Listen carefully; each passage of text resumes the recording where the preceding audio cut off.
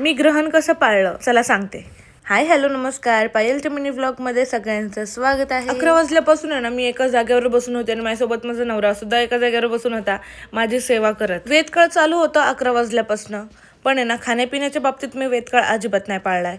कामं बाकीची काहीच केलेली नाहीयेत, कापाकापी केलेली नाहीयेत. किचनमध्ये मी घुसलीच नाही आज आणि बेडरूम मधून बाहेर निघली पण नाही. थोडं बसायचे आणि थोडं चालायचे असा दिवस घालवलाय. वेद काळामध्ये मी पाणी पिलीये, सकाळी नाश्ता केलाय, त्याच्यानंतर हे बघा दुपारचं जेवण करतीये आणि त्यानंतर ना 3 वाजताच कलिंगड प्रतीक घेऊन आला होता. म्हणला 3:20 ग्रहण लागणार आहे, तर त्याआधीच तू कलिंगड खाऊन घे. मी मेन ग्रहण पाळलं ते म्हणजे 3:20 ते 6:50 पर्यंत पाळलं. त्यामध्ये मी टॉयलेटला वगैरे नाही गेली आहे. त्याच्यानंतर मी काय खाल्लं पिल्लं नाही आहे, तेवढा मी कंट्रोल केला आहे. कारण की मी आधीच भरपूर खाल्लं होतं, त्याच्यामुळे ना मला त्या टायमिंगमध्ये भूकच नाही लागली आणि वॉशरूमला पण नाही जाऊशी वाटलं. ग्रहण संपल्यावर मस्तपैकी आंघोळ केली आणि आंघोळ करून खूप बरं वाटलं. कारण की ना अंग पूर्ण माझं अवघडलं होतं एका जागेवर बसून बसून आणि एकाच पोझिशनमध्ये बसून बसून.